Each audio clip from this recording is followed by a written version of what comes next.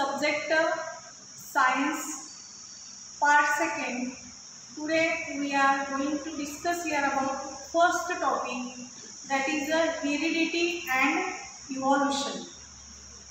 In paper 2nd, in first topic heredity and evolution, the first question arises, what is mean heredity and evolution. आता पहिल्यांदा आपण याचा अर्थ बघूया की हेरिडिटी म्हणजे अनुवंशिकता आणि इव्होल्यूशन म्हणजे उत्क्रांती.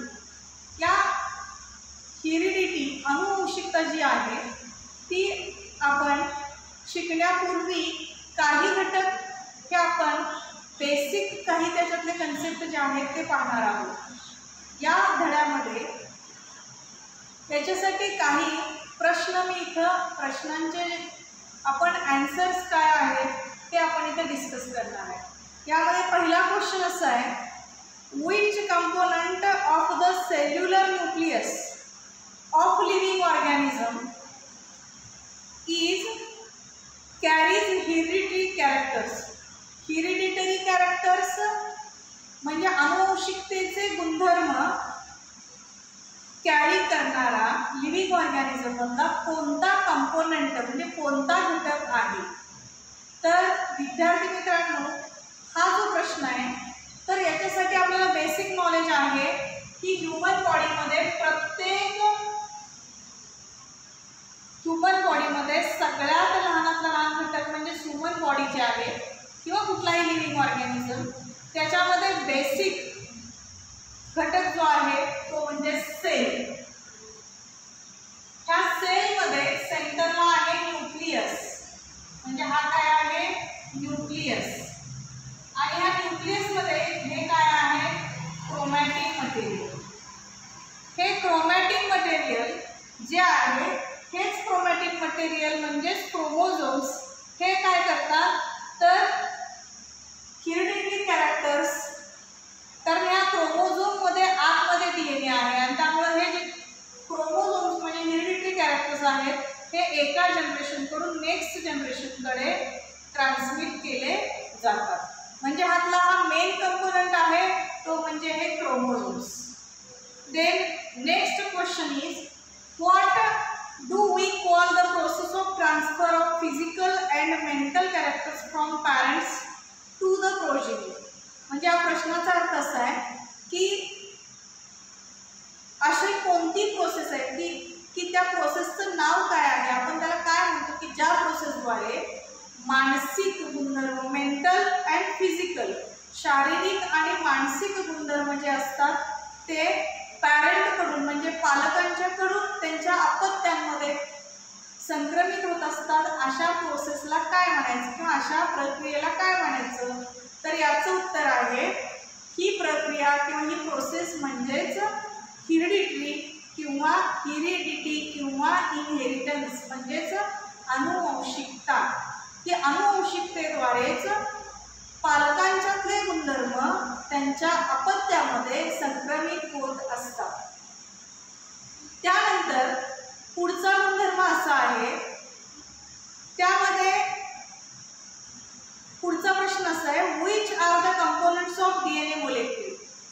DNA मोलेक्यूलचे कंपोनंट म्हणजे DNA मोलेक्यूल जो आहे त्या DNA मोलेक्यूलमध्ये DNAच्या रेणूमध्ये कोणकोणते घटक असतात.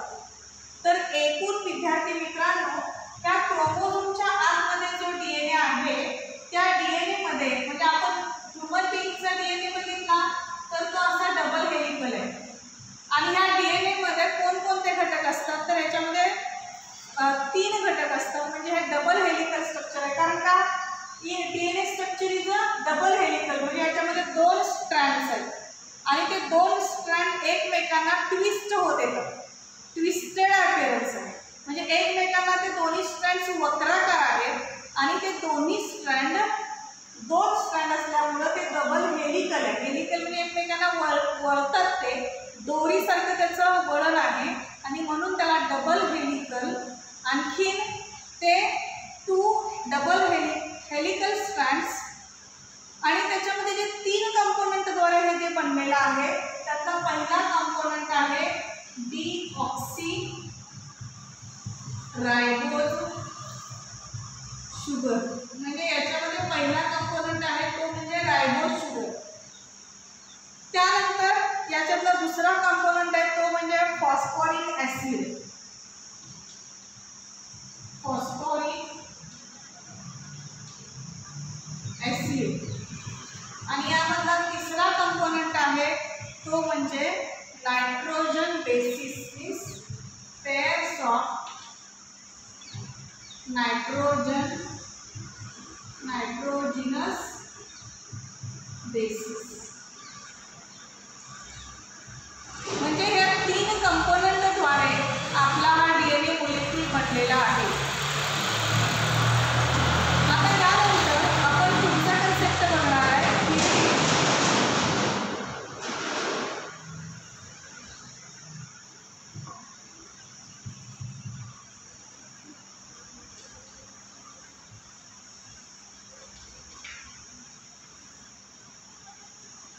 हेरिडिटी. हा जो कन्सेप्ट आहे heredity and hereditary changes. Then पहिल्यांदा आपण जर हेरिडिटी बघण्यापूर्वी काही बेसिक मूलभूत कन्सेप्ट आपल्याला माहीत पाहिजे. यामध्ये first, the body of each and every living organism is made up of cell. म्हणजे आपण बघितलं याच्यापूर्वी की ही सेल आहे. ह्या सेलचा बंच झाला की ह्या बंच पासून सेल जर एकत्र आल्या आणि त्याचा बंच तयार झाला की या बंच पासून काय तयार होतो? टिश्यू. म्हणजे सेलचा जो बंच आहे त्याला आपण टिश्यू म्हणू. पुन्हा त्या टिश्यू पासून टिश्यू एकत्र आल्या की त्यांच्यापासून ऑर्गन तयार होतो. ऑर्गन पासून ऑर्गन सिस्टीम तयार होते आणि ऑर्गन सिस्टीम पासून बॉडी बनते. याचा अर्थ आहे मुलांनो की आपल्या बॉडीचा बेसिक घटक आहे म्हणजे सेल. म्हणजे आपल्या बॉडीमध्ये जे काही चेंजेस होणार आहेत, जे काही जनुकीय बदल आहेत, मग ते बदल जे असणार आहेत ते बेसिक पहिल्यांदा आपल्या सेलमध्ये घडणार. मग आपण पहिल्यांदा या सेलवरती फोकस करूया की नेमकं ह्या सेलमध्ये काय घडतं. आता याच्यासाठी त्या सेलमध्ये काय घडणार आहे ते पाहण्यासाठी त्या सेलच्या आपण आतमध्ये जाणं आवश्यक आहे की नेमकं ह्या सेलमध्ये कोणकोणत्या गोष्टी समाविष्ट आहेत. तर in a cell here this is a cell membrane. It is an outermost covering of the cell is called as a cell membrane. Here this is a nucleus, and inside the nucleus there are chromatin material is present. That is this is a chromatin material. That chromatin material consists of, हे जे chromatin material आहे त्यातला एक chromosome, हे chromatic material म्हणजेच हे chromosome आहे. आणि आपला एक क्रोमोझोम जर तुम्ही बघितला तर तो कसा असेल, तर मी इथं तुम्हाला डायग्राम मध्ये दाखवते की आपला एक क्रोमोझोम कसा असणार आहे.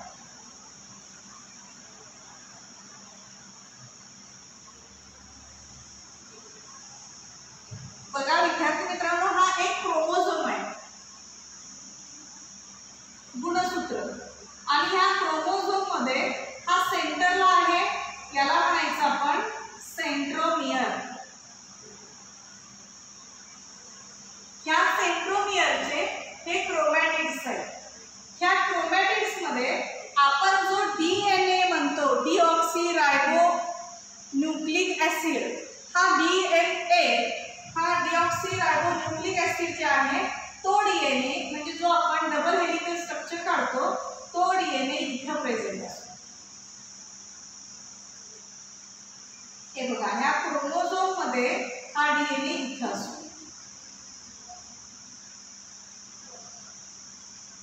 म्हणजे यामध्ये तुम्हाला आता समजलं असेल की हा डीएनए आपल्या प्रत्येक सेल मधला डीएनए आपल्या न्यूक्लियस मधल्या क्रोमोझोम मध्ये असतो.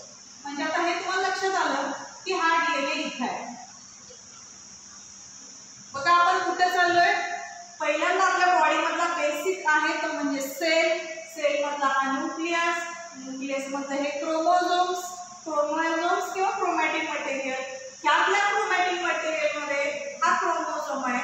त्या क्रोमोझोम मधला हा सेंट्रोमियर आहे. सेंट्रोमियर नंतर ह्या दोन क्रोमॅटिड्स आहेत, वरती पण आणि खाली पण या क्रोमॅटिड्स आहेत. त्या क्रोमॅटिडच्या आत गेलो आपण, इथं काय आहे, डीएनए आहे. आता हा जो डीएनए आहे, हा जो डीएनए बनलेला आहे, आपण कोण आहोत, आपल्या कोणकोणते कॅरेक्टर्स आहेत, म्हणजे आपल्या बॉडीचा कलर, डोळ्याचा रंग, केसांची लांबी, केसांचा रंग, त्यानंतर आपला बुद्ध्यांक, हे सगळे आपला इंटेलिजंट पोर्शन, हे सगळे कन्सेप्ट जे आहेत, आपला स्वभाव, हे सगळे आपल्या ह्या डीएनए वरती जीन्सद्वारे ते कोड केलेले असतात. म्हणजे जीन्समध्ये, जीन्स म्हणजे जनुक, त्या जनुकांच्या वरती हे सगळी माहिती, इन्फॉर्मेशन काय केलेली असते, साठवलेली असते. आता आपण हेरिडिटी जे म्हणणार आहे, तर आपले जे गुणधर्म आहेत, आता आपल्या प्रत्येक व्यक्तीमध्ये आलेले जे गुणधर्म आहेत, म्हणजे जे कॅरेक्टर्स आहेत, ते आपल्यामध्ये आपल्या आई वडिलांकडून आलेले असतात, म्हणजे ते इनहेरिट झालेले असतात. मग यामध्ये आईचे निम्मे गुणधर्म आणि वडिलांचे निम्मे गुणधर्म, म्हणजेच हे 50% या पद्धतीनं ते गुणधर्म पुढच्या पिढीमध्ये म्हणजे अपत्यामध्ये संक्रमित झालेले असतात. यामध्ये हेरिडिटी यालाच आपण म्हणायचं आहे की the characters which are transmitted from one generation to the next generation from parent to their offsprings is called as a heredity. आता जर आपण बघितलं की जे गुणधर्म, आता आपण इथे डीएनए मध्ये जे गुणधर्म, डीएनए मध्ये जे असतील गुणधर्म, आता हा मेलचा डीएनए असेल तर त्यातले निम्मे गुणधर्म, त्यातला एक स्ट्रँड, आणि फिमेलच्या गुणधर्मातला म्हणजे फिमेलच्या डीएनए मधला एक स्ट्रँड, यांचं फ्युजन होऊन हा ऑफस्प्रिंगमध्ये त्याचं फ्युजन म्हणजे त्याचं मॅचिंग होऊन मग त्या ऑफस्प्रिंगमध्ये ट्रान्समिट होत असतं. म्हणून हेरिडिटी हा जो कन्सेप्ट आहे, अनुवंशिकता हा जो गुणधर्म आहे, is the transfer of biological characters. म्हणजे इथं बायोलॉजिकल कॅरेक्टर्सचं transfer from one generation to the another, म्हणजे एका पिढीकडून दुसऱ्या पिढीमध्ये हे जे कॅरेक्टर ट्रान्समिट होतात ते व्हाया जीन्स मार्फत होतात. म्हणजे इथे डीएनए आहे, पण त्या डीएनएचा प्रत्येक बेसिक घटक म्हणजे त्याला आपण म्हणायचं जीन्स. जीन्स म्हणजेच आपण त्याला म्हणतोय जनुक, आणि ह्या जनुकांमार्फत हे काय होतात, कॅरेक्टर्स एका जनरेशनकडून नेक्स्ट जनरेशनमध्ये ट्रान्समिट होतात. Then Gregor John Mendel is pioneer of the modern genetics. आत्ताचं जे मॉडर्न जेनेटिक्स आहे, म्हणजे सुधारित जे जनुकशास्त्र आहे, याचा जनक हा ग्रेगर जॉन मेंडल आहे. It look a long time to understand the conclusions of his research and about heredity. त्यांनी खूप कालावधीसाठी याच्यावरती रिसर्च केलेला आहे आणि अनुवंशिकतेचे अनेक त्यांनी गुणधर्म रिसर्चमध्ये सांगितलेले आहेत. In 1901 the reasons behind the sudden changes were understood due to mutational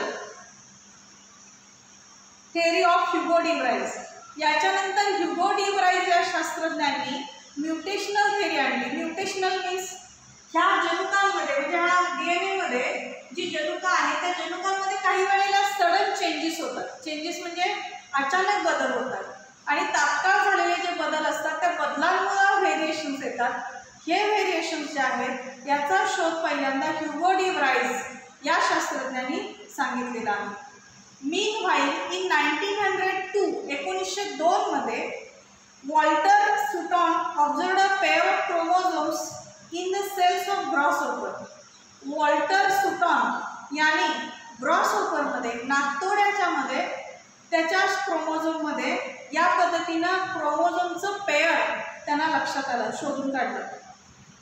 म्हणजे जी जनुक क्रोमोझोम्स आहेत, म्हणजे जे गुणसूत्र आहेत, त्या गुणसूत्राची जोडी असते असं त्यांना लक्षात आलं.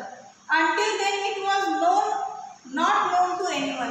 म्हणजे तोपर्यंत गुणसूत्रांच्या जोडीबद्दल कुणालाही माहिती नव्हती.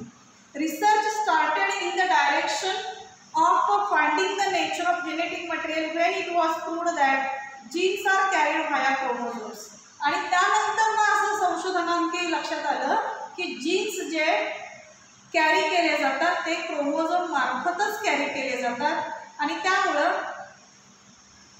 जीन्स जे कॅरी केले जातात एका जनरेशनकडून नेक्स्ट जनरेशन ते क्रोमोझोमच्या मार्फतच. Through which 1944 trio of scientist Oswald Avery, Maclyn McCarty and Colin MacLeod proved that except viruses all living organisms have DNA as a genetic material. म्हणजे आज आपण जर बघितलं तर फक्त व्हायरसेस म्हणजे विषाणू वगळता सगळ्यांमध्ये DNA प्रेझेंट असतो. म्हणजे DNA हा फक्त व्हायरसमध्ये नाही आहे, बाकी सगळ्यांमध्ये DNA वगळता DNA हेच जेनेटिक मटेरियल बाकीच्या सगळ्या लिव्हिंग ऑर्गॅनिझममध्ये DNA हे जेनेटिक मटेरियल म्हणून हा रेणू असतो, पण व्हायरसमध्ये DNA नाही. म्हणजे DNA हा त्याच्यामधला जेनेटिक मटेरियल नाही आहे, म्हणजे व्हायरसमध्ये DNA हा जेनेटिक मटेरियल नसतो. देन इन 1961 मध्ये the French geneticist Francois Jacob and Jacques Monod proposed a model for process of protein synthesis with the help of DNA in bacterial cells.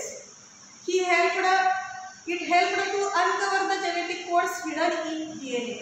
म्हणजे त्याचा उपयोग असा झाला की DNA मध्येच आपले जीन्स काय झालेले असतात, हिडन कंडिशनमध्ये असतात. हिडन म्हणजे लपलेले असतात. Thereby the technique of recombinant DNA technology emerged, which has a vast scope in the field of genetic engineering. The science of heredity is useful for diagnosis. आता अनुवंशिकतेचं जे विज्ञान आहे त्याच्याद्वारे आज ह्याची आपल्याला खूप मदत झालेली आहे. कशासाठी?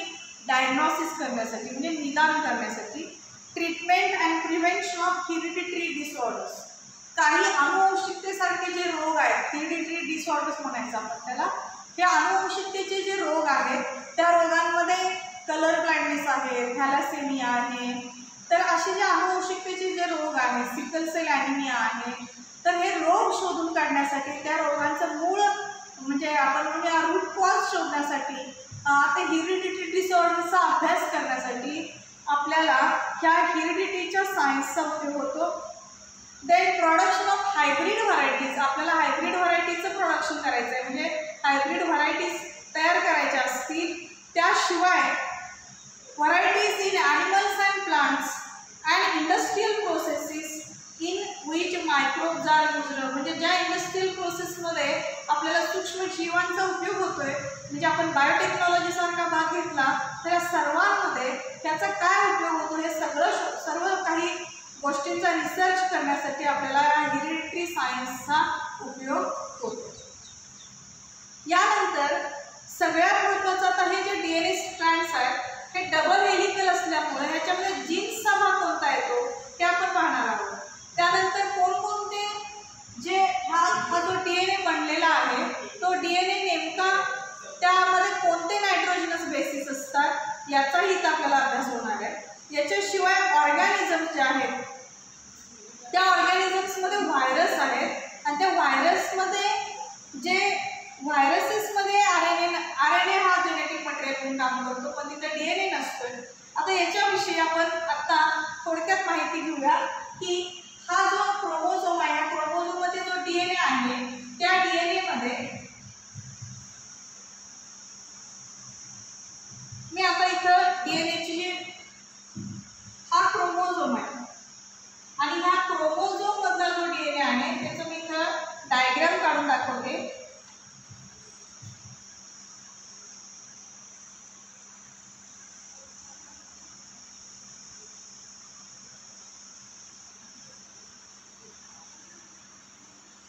आता बघा, हे तुम्हाला दोन स्ट्रँड दिसतात. हे जे स्ट्रँड्स आहेत हे स्ट्रँड्स याला आपण पॉलीपेप्टाइड चेन्स असं पण म्हणतो. ह्या दोन्ही स्ट्रँड्सना जोडणारे हे काय असतात, असे न्यूक्लियोटाइड्स असतात.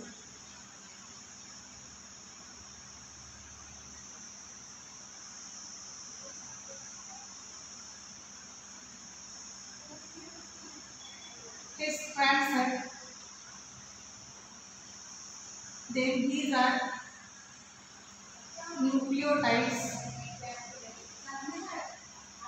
हे न्यूक्लियोटाइड्स आहेत आणि ह्या न्यूक्लियोटाइड्स नंतर या प्रोसेसमध्ये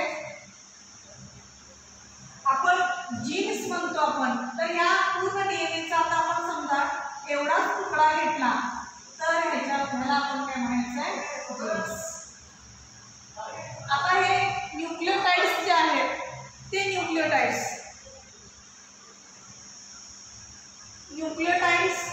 त्यानंतर स्ट्रँड्स डबल आहे, 2 आहे आणि ते प्रत्येक वेळेला काय झालेलं आहे, एकमेकांना ट्विस्ट झालेले आहेत, वक्र झालेले आहेत आणि म्हणून याला डबल हेलिकल स्ट्रँड्स असं आपण म्हणायचं.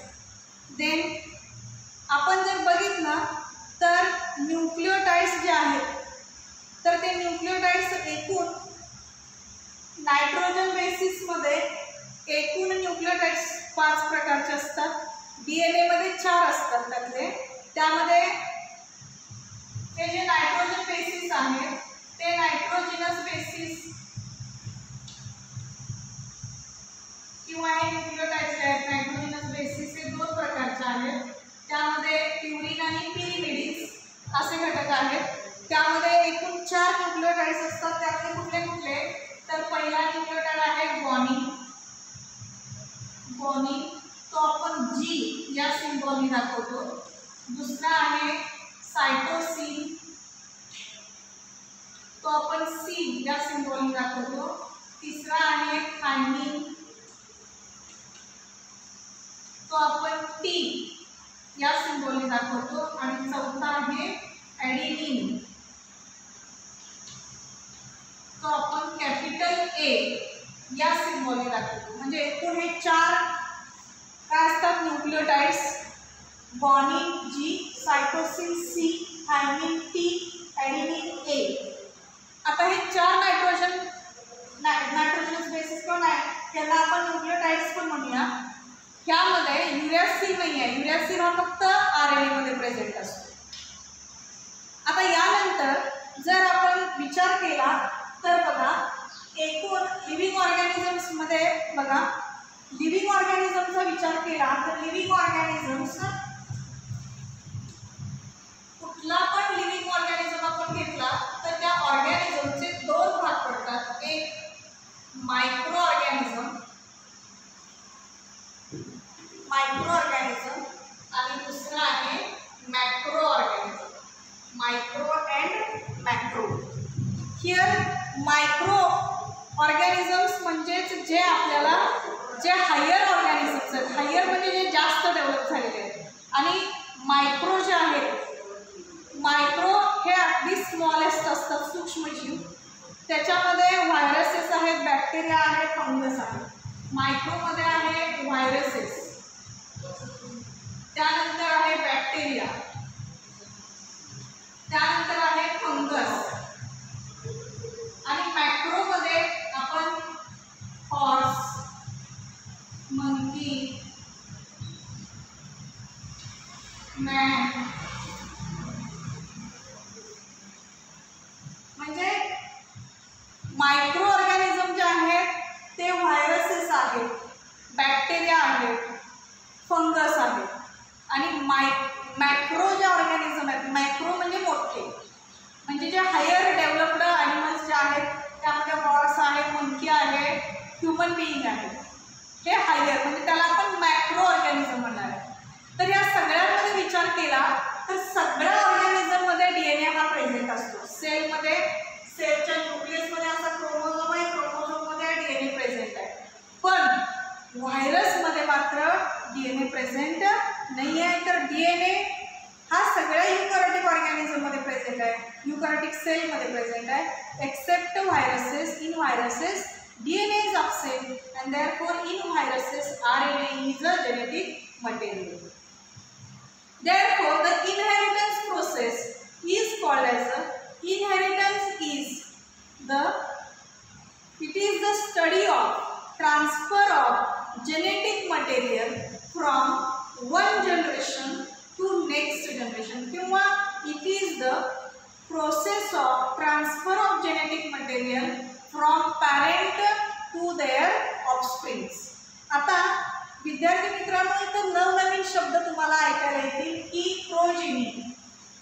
प्रोजेनी प्रोजेनी आणि या प्रोजेनीला आणखी एक शब्द तुम्हाला इथे दिसणार आहे, तो म्हणजे ऑफस्प्रिंग. प्रोजेनी म्हणजे सुद्धा अपत्यच आणि ऑफस्प्रिंग म्हणजे पण अपत्यच. म्हणजे हे दोन्ही शब्द, प्रोजेनी म्हणजे एकूण अपत्यांची संख्येला सुद्धा आपण प्रोजेनी म्हणतो, पण इंडिव्हिज्युअल प्रत्येक अपत्य जे असतं त्याला आपण ऑफस्प्रिंग हा शब्द वापरायचा असतो. आता हे तुम्हाला लक्षात आलं असेल. आता यानंतर आपण पुढे बघणार आहे ट्रान्सक्रिप्शन. आता आपण जे म्हणतो ना की आई वडिलांचे गुणधर्म अपत्यामध्ये येतात, ते कसे येतात तर त्याच्यासाठी पूर्णपणे सेल्युलर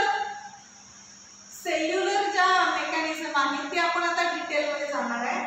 त्याच्या पूर्वी तुम्हाला हे समजायला पाहिजे की हे तुम्हाला जे डीएनएचे स्ट्रँड दिसत आहेत, ह्या स्ट्रँडवरती आता बघा, मी तुम्हाला इथला हा तुकडा फक्त कट करून दाखवला तर ह्याच्यामध्ये तुम्हाला काय दिसेल तर या तुकड्यामध्ये तुम्हाला असं लॉंग थ्रेड दिसेल आणि या लॉंग थ्रेडवरती आपण हा इथून जर कट केला तर तुम्हाला असं लक्षात येईल की याच्यावरती अशा रेषा आहेत. त्याचा अर्थच आहे की हा स्ट्रँड आहे आणि हे वरती दिसतात हे न्यूक्लियोटाइड्स आहेत.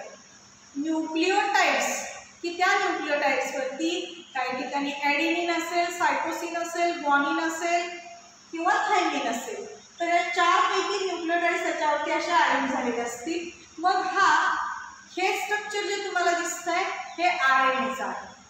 म्हणजेच RNA म्हणजे DNAवरचे जे न्यूक्लियोटाइड्स आहेत ते DNAवरचे न्यूक्लियोटाइड्स आपण म्हणजे ह्या DNA पासूनच पुढे RNAवरती कसं ते रूपांतरित केले जातात ते आपण आता पुढच्या स्टेपमध्ये बघणार आहे. पुढचा कन्सेप्ट असा आहे ट्रान्सक्रिप्शन, ट्रान्सलेशन अँड ट्रान्सलोकेशन. ते आता आपण पाहणार आहोत. इथंपर्यंत ही बेसिक नॉलेज तुम्हाला समजलं असेल असं मला वाटतंय. आता यानंतर ट्रान्सक्रिप्शनची जी प्रोसेस आहे ती मी इथं तुम्हाला सांगते की कशा पद्धतीनं ट्रान्सक्रिप्शन होत असतं. The next concept is a transcription.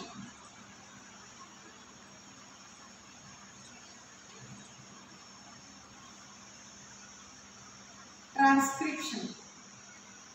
With the help of आता ट्रान्सक्रिप्शन शिकण्यापूर्वी आपण पहिल्यांदा काही दोन कन्सेप्ट इथं आहेत. त्यामध्ये प्रश्न असा विचारला, sketch and explain the structure of DNA and various types of RNAs. आत्ताच मी तुम्हाला स्ट्रक्चर दाखवलं DNAचं आणि RNAचे जे वेगवेगळे टाइप्स आहेत. तर आपण RNA घेतला, ribonucleic acid. RNA means it is also called as a ribonucleic acid. त्या रायबोन्यूक्लिक ॲसिड RNAचे एकूण 3 टाइप्स आहेत. 3 टाइप्स आहेत. एक रायबोसोमल RNA. रायबोसोमल RNAलाच आपण शॉर्टमध्ये rRNA असं म्हणणार आहे. Then second one is tRNA, transfer RNA. आणि तिसरा प्रकार आहे मेसेंजर RNA. मेसेंजर म्हणजे मेसेज कॅरी करणारा, ट्रान्सफर RNA ट्रान्सफर करणारा आणि rRNA म्हणजे रायबोसोमल RNA. आता नेमका RNA आणि DNA मध्ये हा काय फरक आहे तर यूकॅरियोटिक सेलमध्ये न्यूक्लियसमध्ये हा नेहमी लक्षात ठेवायचा DNA प्रेझेंट असतो, कारण DNA हे त्यातलं मेन जेनेटिक मटेरियल आहे. पण RNA सुद्धा हा न्यूक्लियसच्या बाहेर सायटोप्लाझममध्ये प्रेझेंट असतो. हा RNA DNAला प्रोटीन सिंथेसिससाठी मदत करतो. आता विद्यार्थी मित्रांनो, इथे प्रोटीन का गरजेचं आहे हे मी सांगणार आहे. तर आपल्या प्रत्येक लिव्हिंग ऑर्गॅनिझमला कोणतीही क्रिया, कुठलीही मेटाबॉलिक ॲक्टिव्हिटी करायची असेल तर आपल्याला एनर्जीची आवश्यकता आहे, ऊर्जेची आवश्यकता आहे. आणि ही ऊर्जा भरून काढायची असेल तर आपल्या आहारामध्ये दररोज कशाचा समावेश असतो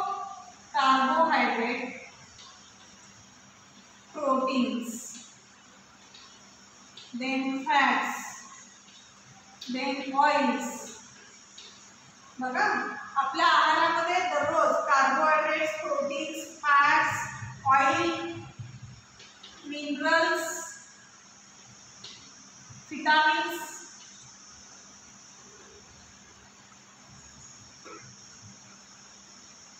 हे सगळे घटक आपल्याला शरीराला आवश्यक असतात. हे सगळे घटक आपल्याला ऊर्जा देतात.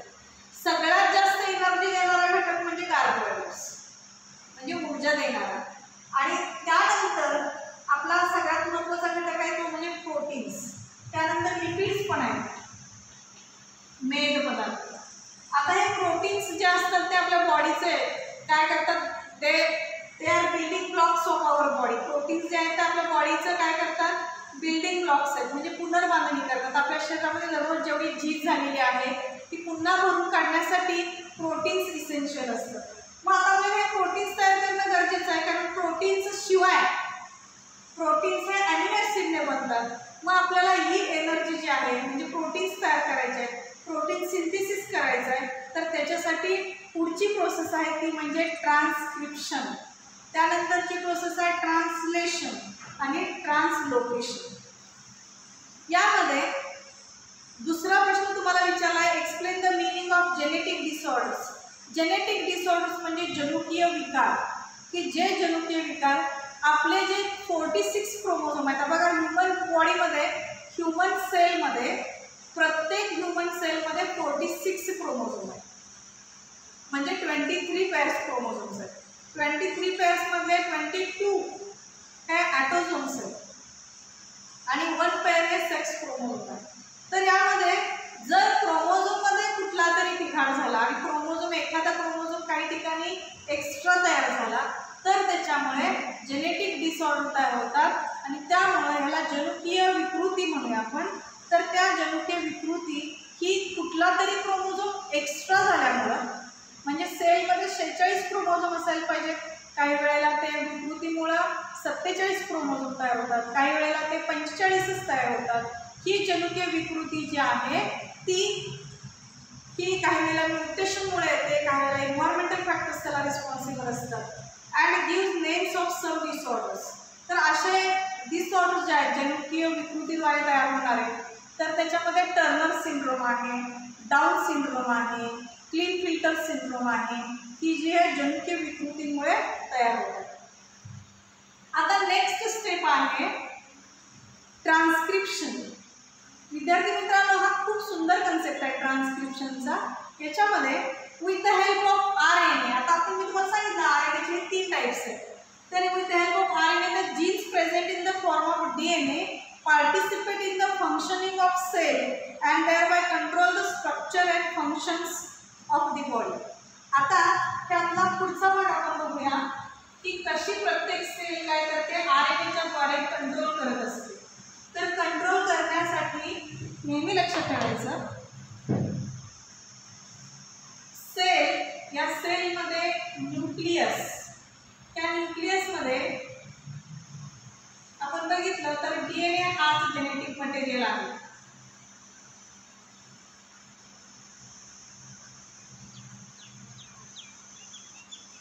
त्याच्यामध्ये हा न्यूक्लियस आहे आणि या न्यूक्लियसमध्ये इथं न्यूक्लिओलस आहे आणि इथं क्रोमॅटिक मटेरियल आहे. म्हणजे क्रोमॅटिक मटेरियल म्हणजे आपण म्हणूया त्या क्रोमॅटिक मटेरियल म्हणजे आता दाखवलं तुम्हाला त्या पद्धतीने इथं क्रोमोझोम आहे, क्रोमोझोमच्या आतमध्ये हा DNA आहे आणि RNA कुठं प्रेझेंट असतात, तिथे बाहेर सायटोप्लाझममध्ये हे RNA प्रेझेंट असतं. म्हणजे आपण म्हणूया की इथं हे RNA आहे. आता DNA हे जेनेटिक मटेरियल आहे, म्हणजे याचा अर्थ असा आहे मुलांनो की DNA हेच मेन घटक आहे सगळ्यांवरती. सगळे कॅरेक्टरिस्टिक्स ट्रान्समिट करणारा मुख्य घटक DNAच आहे. पण DNA सगळ्या सेल ऑर्गॅनलीवरती स्वतः काय करत नाही, कंट्रोल करत नाही. तर तो काय करतो, आपले सगळे मेसेजेस हा RNAला देतो आणि RNA हा पुढे काय करतो, ते कार्यरत करतो. आणि म्हणून इथं RNA तर काय करतो, प्रोटीन सिंथेसिस करणार आहे. शिवाय रायबोझोमच्या सहाय्याने RNA प्रोटीन सिंथेसिस करतो. तर या सगळ्यासाठी मग इथं DNA कडून येणारे मेसेजेस पुढं पास करण्यासाठी RNAची गरज आहे. आणि म्हणून RNA the genes present in the form of DNA, DNA वरती जे जीन्स असतात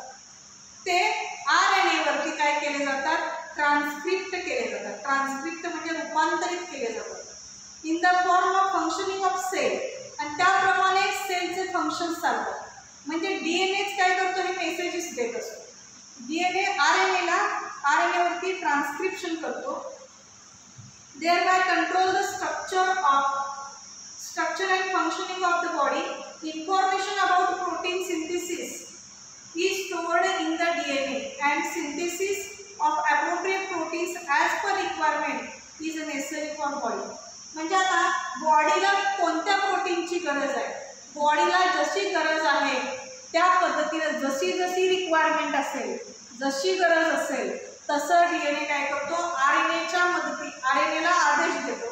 आरएनएच्या सहाय्याने आरएनए काय करतो, रायबोझोमच्या सहाय्याने काय करतो, प्रोटीन्स तयार करतो, प्रथिनं तयार करतो. ही जी प्रथिनं आहेत प्रोटीन सिंथेसिसच्या द्वारे प्रथिनं तयार केली जातात आणि ती प्रथिनं मग as per the body requirement ही प्रथिनं तयार केली जातात आणि ती प्रथिनं अमिनो ॲसिडच्या रूपामध्ये बॉडीमध्ये साठवलेली असतात. These proteins are synthesised by DNA through the RNA. हे प्रोटीन्स मुलांना कोणते प्रोटीन तयार करायचे हा डीएनएच ठरवतो, पण तो स्वतः काम करत नाही. डीएनए हा मुख्य घटक आहे, तर तो काय करतो, आरएनएच्या द्वारे ते प्रोटीन सिंथेसिसचं कार्य पूर्ण करतो. म्हणून त्यातला मुख्य घटक आहे तो डीएनएच आहे, पण तो आरएनएकडे काय करतो, आरएनएला ते कार्य करण्यास भाग पाडतो, म्हणजे ते कार्य आरएनए पूर्ण करतो आणि आरएनएला मदत करणारे आहेत ते म्हणजे ribosomes. This is called central dogma. म्हणजे सेंट्रल डोग्मा कारण मुख्य कार्य जे आहे ते डीएनएचंच आहे, पण डीएनए हा आरएनएकडे माहिती पुरवतो. आरएनए रायबोझोमच्या सहाय्याने प्रोटीन सिंथेसिस करतो. प्रोटीन सिंथेसिस करत असताना एक अमिनो ॲसिड तयार केले जातात. एक अमिनो ॲसिड म्हणजेच ते ट्रिपलेट कोडॉन तयार होतात. ट्रिपलेट कोडॉन हा कन्सेप्ट पुढे येणार आहे. तर त्या सेंट्रल डोग्मा याला म्हणायचे, कारण डीएनए कडून आदेश येतात, म्हणून डीएनए कडून आदेश येऊन ते आरएनएकडे ट्रान्समिट केले जातात, म्हणून त्याला सेंट्रल डोग्मा असं म्हणायचं. हिअर आता मी तुम्हाला सांगितलं आरएनएचे 3 टाईप्स आहेत, एमआरएनए, आरआरएनए आणि tRNA. MRNA is produced as per the sequence of nucleotides on DNA. म्हणजे एमआरएनए जो आहे तो न्यूक्लियोटाइड्सचा डीएनएचा जो सिक्वेन्स आहे त्या सिक्वेन्सनंच तयार होतो. Only one of the 2 strands of DNA is used in this process. The sequence of nucleotides in mRNA is being produced is always complementary to the DNA strand for the synthesis. Besides, there is a uracil is in RNA instead of thymine of DNA. आता याच्यामध्ये DNA मध्ये आपण बघितलं तर 4 nucleotides आहेत, ॲडेनिन, guanine, cytosine आणि thiamine. हे DNA मध्ये प्रेझेंट असतात 4 न्यूक्लियोटाइड्स. फक्त आरएनएचा विचार केला तर आरएनए मध्ये पण ॲडेनिन आहे, ग्वानिन आहे, सायटोसिन आहे, पण थायमिन नाही आहे. थायमिनच्या ऐवजी युरॅसिल आहे, म्हणजे युरॅसिल आहे. यानंतर only one of the 2 strands. आता याच्यामध्ये डीएनए पासून आरएनए स्ट्रँडवरती कसं ट्रान्सक्रिप्शन केलं जातं ही प्रोसेस जी आहे, this process of RNA synthesis is called as a transcription. म्हणजे डीएनए पासून बघा, या डीएनए पासून आरएनए तयार होण्याची जी प्रोसेस आहे त्या प्रोसेसला आपण काय म्हणायचं आहे, ट्रान्सक्रिप्शन. आता ही प्रोसेस किती सोपी आहे ती आपण बघूया. यामध्ये मुलांना लक्ष द्या, आपल्याला एनर्जी पाहिजे, प्रत्येक सेलला एनर्जीची गरज असते. एनर्जी आपल्याला प्रोटीन्समधून मिळते, कार्बोहायड्रेटमधून मिळते. प्रोटीन्स तयार करावे लागतात. प्रोटीन्स हे अमिनो ॲसिडच्या रूपात तयार होतात. हे प्रोटीन जे आहे ते अमिनो ॲसिडच्या रूपात तयार होतात आणि हे अमिनो ॲसिड जे आहे, आता आपल्याला अमिनो ॲसिड तयार करायचं तर पहिल्यांदा ही प्रोसेस जी आहे, तर आपल्या शरीरातले जे डीएनए आहे त्या डीएनए कडून आरएनए तयार होण्याची जी प्रोसेस आहे तिला आपण म्हणायचं आहे ट्रान्सक्रिप्शन. ही प्रोसेस काय आहे, ट्रान्सक्रिप्शन. त्यानंतर मग RNA, आत्ताच आपण बघितलं ह्या RNAचे 3 टाईप्स आहेत, mRNA, rRNA आणि tRNA. आणि ह्या ज्या 3 स्टेप म्हणजे ह्या RNAचे 3 टाईप्स आहेत. ह्या RNA मध्ये आपल्याला ह्या RNAच्या मदतीने आपल्याला प्रोटीन तयार करायचं, बरोबर. आणि मग ते प्रोटीन कसे तयार करायचे, प्रोटीन म्हणजेच हे अॅमिनो ॲसिड तयार करायचे. आता ते कसं करायचं त्याच्यासाठी तुमच्या हे बेसिक तुम्हाला सांगितले. आता याच्यासाठी तुमच्या पुस्तकामध्ये पेज नंबर 2 वरती फिगर 1.1 अतिशय सुंदर फिगर दाखवलेली आहे. त्या फिगरमध्ये काय आहे बघा, आपण डीएनएचा असा स्ट्रँड काढलाय. हा नेहमी नॉर्मली आपण डीएनए काढतो तसाच आहे, बरोबर. आता फक्त फरक काय आहे, हे जे डबल हेलिकल आहे इथं मोठा हेलिकल दिसतोय तुम्हाला. आता ह्या हेलिकलमध्ये इथं इन प्रेझेन्स ऑफ रायबोझोम, इथं पाठीमागच्या बाजूला तुम्हाला जो दाखवलाय ते रायबोझोम आहे. त्या रायबोझोमचे पण पुन्हा 2 सब युनिट असतात, large sub unit and small sub unit. हे रायबोझोम. आता इथं हे डीएनएचे 2 स्ट्रँड्स आहेत. त्यानंतर ह्या इन प्रेझेन्स ऑफ रायबोझोम, रायबोझोमच्या सहाय्याने इथं काय होणार आहे ते सांगते तुम्हाला, की इथं डीएनएचा एक स्ट्रँड म्हणजे आता हा डीएनए स्ट्रँडच आहे, इथं याचे न्यूक्लियोटाइड्स आहेत. आता याचे पण इथं न्यूक्लियोटाइड्स आहेत, बरोबर. हां, आता इथं काय होतंय की डीएनएचा जो ही पॉलिमरेज चेन रिॲक्शन म्हणजे आता हे इथं हे न्यूक्लियोटाइड्स जे आहेत, आता ह्या न्यूक्लियोटाइड्सच्या बाबतीत आपण विचार केला तर नेहमी ॲडिनिन हा जो आहे, तुम्ही नेहमी डायग्राममध्ये बघा डीएनएच्या, ॲडिनिन हा नेहमी थायमिनशी म्हणजे इकडच्या स्ट्रँडचा ॲडिनिन हा न्यूक्लियोटाइड इकडच्या स्ट्रँडच्या थायमिनशी काय करतो, सहसंयोजक तयार करतो आणि ते जोडले जातात. त्यानंतर एका स्ट्रँडचा सायटोसिन हा दुसऱ्या स्ट्रँडच्या गॉनिनशी म्हणजे C आणि G यांच्यामध्ये काय होतं, बॉन्डिंग असतं, म्हणजे बंध निर्माण होतात. म्हणजे नेहमी लक्षात ठेवायचं, ॲडिनिन हा थायमिनशी, सायटोसिन हा गॉनिनशी, या पद्धतीने इथं काय झालेलं असतं, त्यांच्यामध्ये अरेंजमेंट झालेली, त्यांच्यामध्ये बॉन्डिंग झालेलं असतं.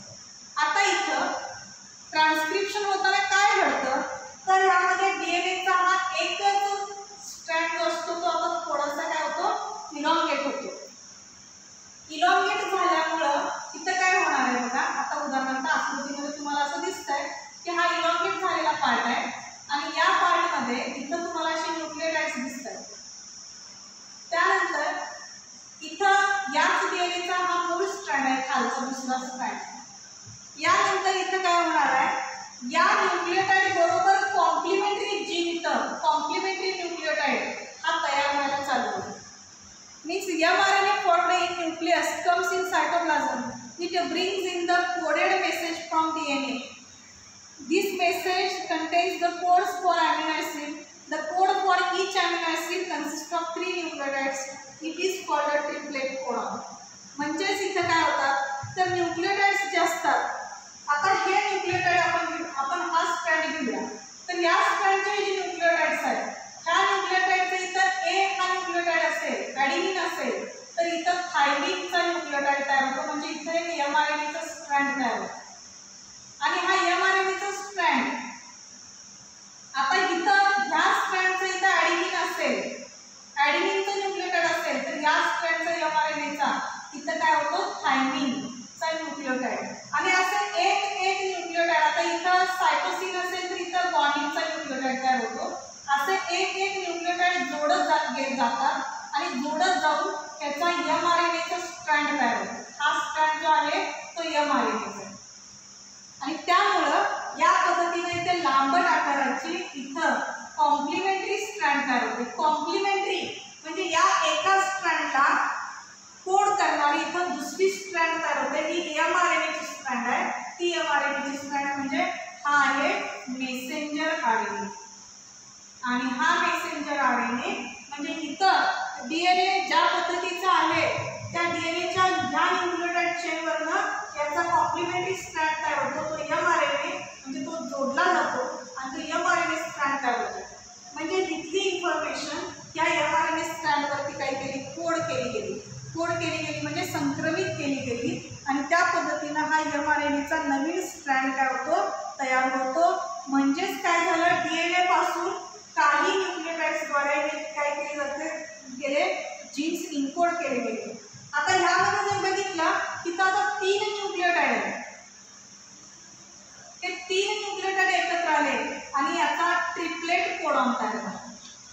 ट्रिपलेट कोडॉन जे काय असतील ते ॲडेनिन, गुआनिन, सायटोसिन हे 3चं एक ट्रिपलेट कोडॉन तयार झालं आणि या पद्धतीनं मग आता हे 3 ट्रिपलेट कोडॉन एकत्र आले की त्याच्यापासून एक स्पेसिफिक म्हणजे या ट्रिपलेट 3 न्यूक्लियोटाइड पासून एक स्पेसिफिक अॅमिनो ॲसिड तयार होतो. म्हणजे आता ह्या 3 पासून एक अॅमिनो ॲसिड तयार केला जातो. म्हणजे इथं काय झाली, ट्रान्सक्रिप्शनची प्रोसेस आली. DNAची इन्फॉर्मेशन RNA वरती ट्रान्सक्राईब केली गेली आणि म्हणून त्याच्यासाठी इथं कोड्स म्हणजे न्यूक्लियोटाइडच्या द्वारे हे कोड केली जातात. म्हणजे 3 न्यूक्लियोटाइड्स एकत्र आले की त्याचा ट्रिपलेट कोडॉन तयार होतो. एक ट्रिपलेट कोडॉन एक अॅमिनो ॲसिड स्पेसिफाय करतो म्हणून आणि याच्यासाठी प्रत्येक ट्रिपलेट कोडॉनचा अॅमिनो ॲसिड हा ठरलेला असतो. तो स्पेसिफिक अॅमिनो ॲसिड याच्यामधून तयार केला जातो आणि त्यामुळे याला ट्रिपलेट कोडॉन असं म्हणायचं. Doctor Hargobind Khorana, scientist of Indian origin म्हणजे भारतीय शास्त्रज्ञ जे आहेत हरगोविंद खुराना यांनी या बाबतीत इम्पॉर्टंट कॉन्ट्रीब्युशन दिलेलं आहे. म्हणजे त्यांचं हे संशोधन आहे की discovery of triplet codon of 20 amino acids की मानवी शरीरामध्ये एकूण 20 प्रकारचे काय असतात, ट्रिपलेट कोडॉन म्हणजे 20 प्रकारचे अॅमिनो ॲसिड्स असतात. म्हणजे मानवी शरीरामध्ये एकूण अमिनो आम्ल जे आहेत ते 20 प्रकारचे असतात. असं संशोधन डॉक्टर हरगोविंद खुराना यांनी केलेलं आहे.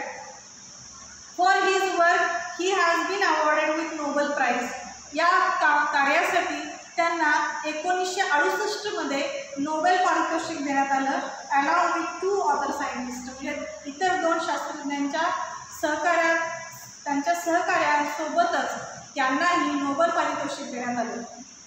आता तुम्हाला लक्षात आलं असेल की आपण ह्या एका DNA मॉलिक्यूलपासून आणखीन एक mRNA स्ट्रँड तयार केला म्हणजे याची इन्फॉर्मेशन याच्यावरती कोड करण्यात आली.